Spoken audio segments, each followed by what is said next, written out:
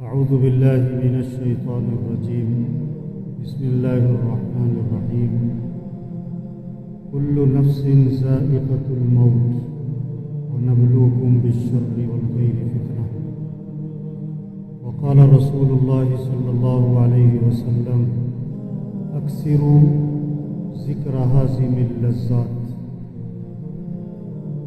أو كما قال عليه الصلاة والسلام۔ دوستو، ایک وقت تھا کہ ہم دنیا میں نہیں تھے اور کائنات کا نظام چل رہا تھا۔ آسمان، زمین، چاند، سورج، درخت، پھل، پھول، سارا نظام چل رہا تھا اور ہم دنیا میں نہیں تھے۔ پھر ایک وقت آئے گا کہ ہم دنیا میں نہیں رہیں گے اور یہ کائنات کا نظام چل رہا ہوگا۔ 100 سال پہلے جو زمین پر تھے آج وہ زمین کے نیچے چلے گئے۔ آج جو زمین پر ہیں کچھ عرصے بعد یہ بھی زمین کے نیچے چلے جائیں گے۔ پیدا بھی ہونا ہے تو مرنا بھی ہے۔ پیدا ہونے کا مطلب ہی ہے کہ مر جانا۔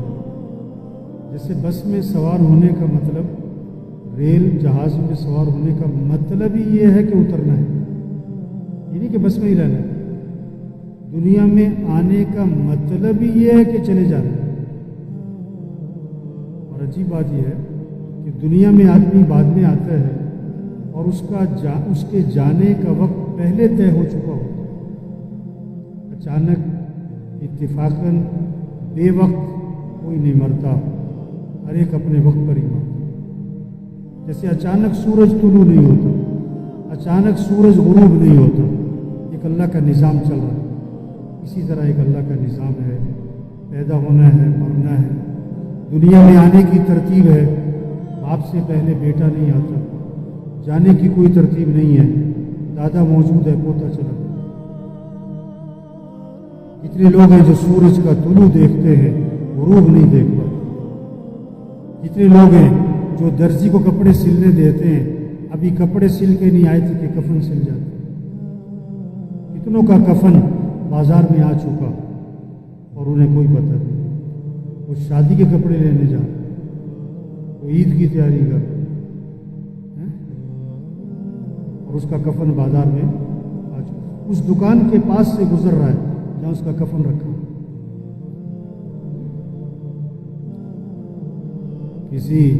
کوئی شادی کے کپڑے لینے گئے، کوئی عورت شادی کے کپڑے لینے گئی اور شام کو اسی دکان سے اس کا کفن خریدا۔ جس دکان سے شادی کے کپڑے خریدے اسی دکان سے اس کا کفن خریدا۔ اسے کیا پتا تھا یہ شادی کے کپڑے تو ابھی درزی تک بھی نہیں جائیں گے کہ وہ کفن سامنے رکھا ہے جو آج مجھے پہن کر دنیا سے روانہ ہو۔ مرنا ہے، سب نے مرنا ہے۔ ابو درداء رضی اللہ عنہ سے کسی نے پوچھا یہ کس کا جنازہ ہے، یہ کس کا جنازہ جا رہا ہے؟ فرمایا کہ یہ تمہارا ہی جا رہا ہے، یہ تمہارا ہی جا رہا ہے، اور اگر یہ بات تمہیں بری لگتی ہے تو میں کہوں گا کہ میرا جا رہا ہے۔ وہ چلا گیا ہے اور وقت پر گیا ہے اور پیغام دے کر گیا ہے کہ تم نے بھی آنا ہے۔ اس لیے موت کی خبر پہ کیا پڑھو؟ انا للہ و انا الیہ راجعون۔ ماشاءاللہ سب پڑھتے ہیں، لیکن اس کا مطلب کیا ہے، اس کا ترجمہ کیا ہے، اس کا مفہوم کیا ہے؟ بے شک ہم اللہ کی ملک میں ہیں، ہم سب اللہ کی ملک میں، وہ مالک ہے جو چاہے کرے۔ وَإِنَّا إِلَيْهِ رَاجِعُونَ، اور بے شک ہمیں بھی اسی کی طرف لوٹ کے جانا ہے، ہمیں بھی لوٹ کے جانا ہے۔ تقریباً روز کسی قبرستان کے پاس سے گزر ہوتا ہے آدمی کا۔ آپ عید پڑھنے جا رہے ہیں، راستے میں قبرستان آ جائے گا۔ آپ لاہور جا رہے ہیں، راستے میں کئی قبرستان آتے ہیں۔ آپ دفتر جا رہے ہیں، کسی نہ کسی قبرستان کے پاس سے گزر ہوتا ہے، اور ہر قبرستان سے ایک پیغام آتا ہے، ایک آواز آتی ہے، کیا کہ آنا تم نے بھی ادھر ہی، آنا تم نے بھی۔ یہ کون پڑے ہوئے قبروں میں؟ पढ़े लिखे, अनपढ़, जवान, बूढ़े, बच्चे, बीमार, जो तंदुरुस्त थे और मर गए, अफसर, बड़े बड़े बदमाश, पहलवान, सब मर गए। ये इसी कब्रिस्तान के पास से बड़ी तेज़ी से मोटरसाइकिल पे गुजरते थे, गाड़ी पे गुजरते थे, हंसते हुए गुजरते थे। आज वो कब्रों में पड़े। कब्रिस्तान के पास से गुजरो तो क्या पढ़ो? अस्सलामु अलैकुम या अहलल कुबूर यग़फिरुल्लाहु लना व लकुम अंतुम सलफुना व नहनु बिल असर।